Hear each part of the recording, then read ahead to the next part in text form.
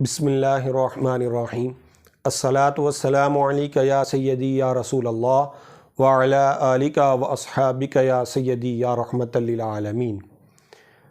आज मैं अपनी गुफ्तगू का जो आगाज़ है वो इस बात से करूँगा कि ज़िंदगी में आप जो भी काम करें, चाहे वो आप सफ़र के दौरान हो, आप वो चीज़ पढ़ने लगे हों, कोई हाथ किसी जगह मसरूफ़ हो, जो भी काम करें बिस्मिल्लाहिर्रहमानिर्रहीम के साथ करें और दुरूद पाक का नजराना ज़रूर पेश कीजिए।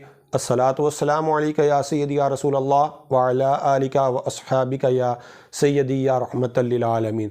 दुरूद पाक के नजराने के बाद आप जौन सा काम करना चाहें वो आप ज़रूर करें। तो आइए अपनी वीडियो का आगाज़ करते हैं। तो आज मेरी गुफ्तगू का जो उन्वान है वो ये है कि फ़ालज होने के बाद आपको फ़ौरी किस डॉक्टर से रब्ता करना चाहिए। आपने गुज़श्ता वीडियो में सुना था कि फ़ालज क्या होता है और इसकी वजूहात क्या होती हैं। और आज मैं इस वीडियो में बताऊंगा कि फ़ालज के बाद किस डॉक्टर को चेक करवाना चाहिए ताकि हमारा मरीज़ बिल्कुल ठीक हो सके। तो आइए अपनी गुफ्तगू का आगाज़ करते हैं। तो उससे पहले मेरी आपसे गुजारिश है कि आप वीडियो को ज़रूर लाइक कीजिए, शेयर कीजिए और कमेंट में अपनी राय का इज़हार करें। बहुत सारे दोस्त ऐसे हैं जो वीडियो देखते हैं वो चैनल सब्सक्राइब नहीं करते। मेरी आपसे गुजारिश है कि चैनल सब्सक्राइब करके वीडियो को लाइक ज़रूर कीजिए और एंड तक आप ज़रूर देखिए। देखें, फ़ालज होने के बाद घर वालों को पता चल के मरीज़ को फ़ालज हो गया है तो इसमें दो डॉक्टर्स वर्किंग में आते हैं। सबसे पहले न्यूरोफिजिशियन या उसके बाद फिजियोथेरापिस्ट। जो लोग फ़ालज के फ़ौरी बाद न्यूरोफिजिशियन से रब्ता करते हैं उनका मरीज़ ठीक हो जाता है और जो फिजियोथेरापिस्ट से रब्ता करते हैं उनका भी मरीज़ ठीक हो जाता है। लेकिन इसमें ऐसा नहीं होना चाहिए कि सिर्फ़ न्यूरोफिजिशियन से रब्ता किया जाए और फिजियोथेरापिस्ट से रब्ता ना किया जाए, तब भी आपका मरीज़ वो रिज़ल्ट आपको दे नहीं पाएगा जो आपको दोनों के कंपनसेशन से मिलने हैं।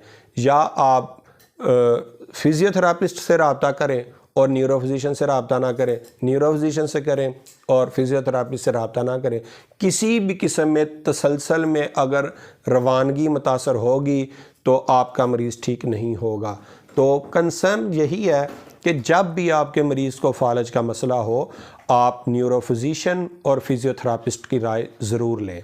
इसके अलावा अगर आप किसी हकीम के पास जाते हैं, किसी क्वैक के पास जाते हैं और या कोई भी नीम हकीम ख़तरा जान के पास आप जाते हैं जो इस मर्ज़ का माहिर नहीं है, तो ये बात आप जान लीजिए कि आपका मरीज़ ठीक नहीं होगा। इस वजह से जब भी आपको फ़ालज हो, आपका जो मरीज़ है, मेरा मतलब आपका जो मरीज़ है, तो फ़ौरी तौर पे उसको न्यूरोफिजिशियन से रब्ता करना चाहिए। तरतीब ये है कि पहले वो न्यूरोफिजिशियन के पास जाए, उसके बाद वो फिजियोथेरापिस्ट के पास आए, तो फिर आपका मरीज़ बिल्कुल ठीक होगा। तो हमारे लोग क्या करते हैं, उनको पता चलता फ़ालज हो गया, वो फ़लाने हकीम के पास ले जाता है, वो क्वैक के पास ले जाता है, टेक्नीशियन के पास ले जाता है। तो ये बात याद रखिए कि अगर आपका मरीज़ न्यूरोफिजिशियन के पास नहीं जाता, वो कोई भी न्यूरोफिजिशियन हो आपके इलाके का, तो समझ लें कि आप अपने साथ और अपने मरीज़ के साथ आप ज़्यादती कर रहे हैं। इस वजह से जब भी आपके मरीज़ को फ़ालज हो तो फ़ौरी तौर पे अपने न्यूरोफिजिशियन से रब्ता कीजिए और इसके बाद आप जब आपको डॉक्टर न्यूरोफिजिशियन अलाउ कर दे तो आपने फ़िजियोथेरापी ज़रूर करवानी है। इधर देखने में आया है कि अक्सर सब की बात नहीं कर रहा, लेकिन चंद एक ऐसे लोग हैं, चंद एक न्यूरोफिजिशियन ऐसे हैं जो इलाज करने के बाद, अपना ट्रीटमेंट करने के बाद वो कहते हैं घर जाके एक्सरसाइज करो, मालशे मूलशे करो, आपका मरीज़ ठीक हो जाएगा। तो ऐसी बात बिल्कुल भी नहीं है। तो आपको अपने न्यूरोफिजिशियन से मिलने के बाद अपने फिजियोथेरापिस्ट से आपने ज़रूर मिलना है।